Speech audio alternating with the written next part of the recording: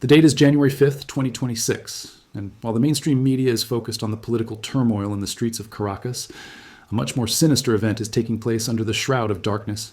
High-level intelligence reports, confirmed by satellite surveillance, have detected a series of unmarked heavy cargo planes departing from private military airstrips in Venezuela. This isn't a routine diplomatic mission. This is the Great Silver Flight. Nicolas Maduro, sensing that his grip on power is finally slipping and facing the very real threat of international arrest, has begun the total liquidation of Venezuela's sovereign treasure. Tons of physical silver, the nation's last line of defense, are being vacuumed out of the central bank vaults and shipped directly to Moscow and Beijing. This is a geopolitical heist of historic proportions, and it is about to blow a hole in the global silver market.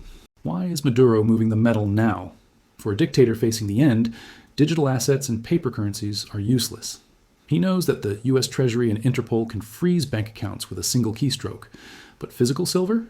Physical bullion in the hands of his protectors, Vladimir Putin and Xi Jinping, is untouchable. This silver is Maduro's get-out-of-jail-free card. He is effectively paying for his future exile and military protection by handing over the strategic mineral wealth of his people to the rising BRICS powers. At Legacy Economics, we follow the metal because the metal never lies. While the world debates democracy, the East is securing the physical assets that will define the new world order.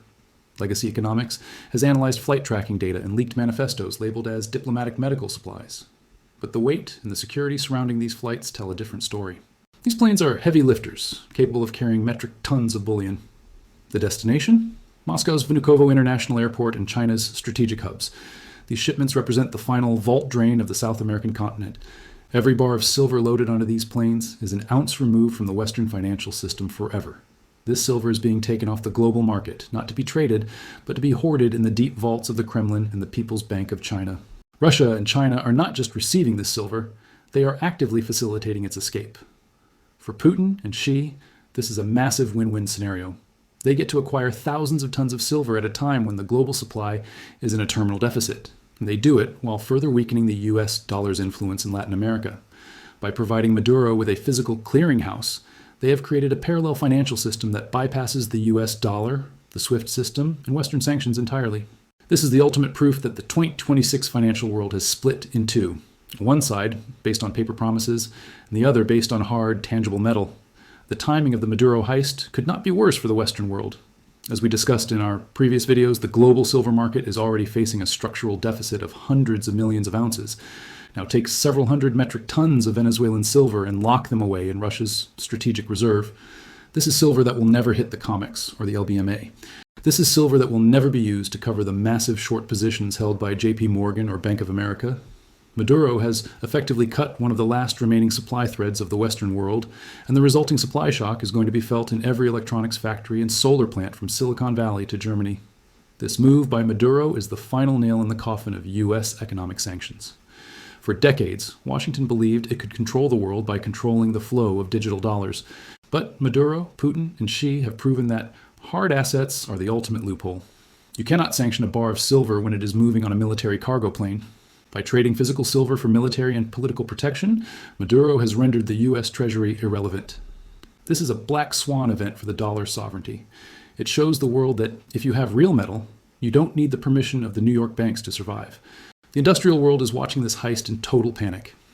Silver is the most conductive metal on the planet, essential for the AI data centers, the green energy transition, and advanced military guidance systems.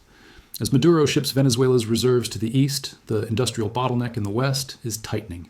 Tesla, Apple, and major defense contractors are realizing that the physical silver they need is being hoarded by their geopolitical rivals.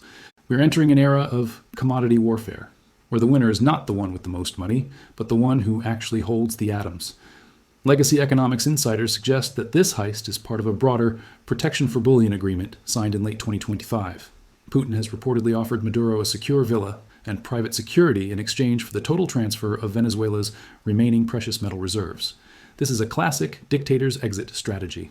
Maduro is liquidating his country's future to save his own skin. The tragedy for the Venezuelan people is that their last hope for a currency reset, their gold and silver, is flying away on Russian planes while they stand in line for bread. China's role in this heist is even more strategic. They are building a gold and silver Silk Road. By acquiring Maduro's silver, Beijing is securing the raw materials needed for their 2030 technological dominance goals. China knows that silver is the Achilles heel of the Western technology sector. If they control the supply, they control the pace of Western innovation. This Maduro shipment is just one piece of a much larger puzzle where the East is vacuuming up every physical ounce of silver left on the planet, leaving the West with nothing but a paper illusion. This heist is going to accelerate the great detachment we've been tracking on this channel. While the paper price of silver in New York might be manipulated down to $30, the real-world cost of acquiring Maduro's silver is likely closer to $200 per ounce. This is private market value, and it is the only value that matters in 2026. The Maduro heist has exposed the fact that the COMEX price is a work of fiction. When tons of metal are moving in secret at massive premiums, the digital screen price becomes a useless relic of a dying system. There are reports that Interpol and several Western intelligence agencies tried to track and intercept these shipments, but they failed. Why? Because the shipments are being protected by the Russian Air Force. This is a sovereign-level operation. This is not some small-time smuggling ring. This is the concerted effort of 3 sovereign nations to move massive amounts of wealth across borders in defiance of the Western order. It proves that the rule of law in international finance is dead, replaced by the rule of might and the rule of metal. We must take a moment to understand the scale of the loss for the Venezuelan people. This silver was their legacy. It was the collateral that could have one day backed a new, stable bolivar. By shipping it to Russia and China, Maduro has effectively sold the nation's future to buy himself a few more years of safety. This is the ultimate betrayal of a people by their leader. It is a stark warning to everyone watching. If your wealth is held in a centralized national vault, it can be stolen by the very people sworn to protect it. Behind the scenes in New York, the bullion banks are in a state of high alert. They know that every ton Maduro ships to the East is a ton they cannot use to manipulate the Western markets. They are watching the global physical supply vanish in real time. The short trap is closing. If a major industrial user demands delivery next week, the COMEX may have to admit that the vaults are empty. The Maduro heist could be the butterfly effect that triggers the final collapse of the paper-silver exchange. Our research suggests that some of these flights didn't just stop in Moscow, they continued to Tehran. Iran, another sanctioned nation, is also building its hard asset reserves to prepare for the final collapse of the petrodollar. This is a trilateral axis of metal: Caracas, Moscow, and Tehran. They are pooling their physical resources to build a fortress against the Western financial system. This isn't just a silver shipment, it's the foundation of a new, non-Western global economy. The US government has invested billions in blockchain tracking and digital surveillance, but they cannot track a wooden crate full of silver bars moving in a 1970s-era Soviet cargo plane. This is the low-tech solution to a high-tech problem. In 2026, the most advanced way to move wealth is also the oldest: physical possession.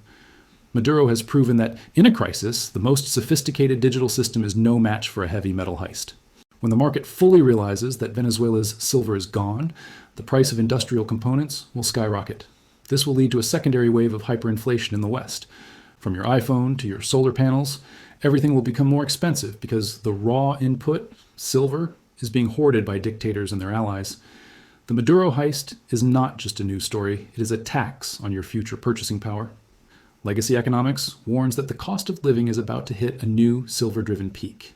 The lesson for the viewers of legacy economics is clear. If a sovereign nation like Venezuela can have its wealth drained overnight, what makes you think your digital bank account is safe? Sovereignty is not given, it is taken. By holding physical gold and silver in your own possession, you are doing on a small scale what Putin and Xi are doing on a large scale. You are removing your counterparty risk. You are ensuring that your legacy survives the collapse of the institutions. Maduro's silver flight suggests that he knows his time is almost up. You don't empty the vaults if you plan on staying for 20 more years. This is the behavior of a man who is packing his bags.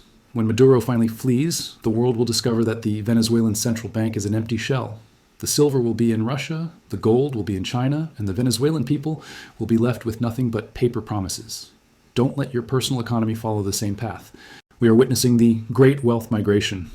For 500 years, wealth flowed from the east and south to the west. In 2026, the direction has reversed. The Maduro heist is just one symptom of a global trend where physical assets are moving toward the new power centers of the East. The West is being dematerialized. We are being left with the digital shadows, while the East is securing the substance. This is the most significant economic shift since the end of World War II. The sirens in Caracas are a warning to us all.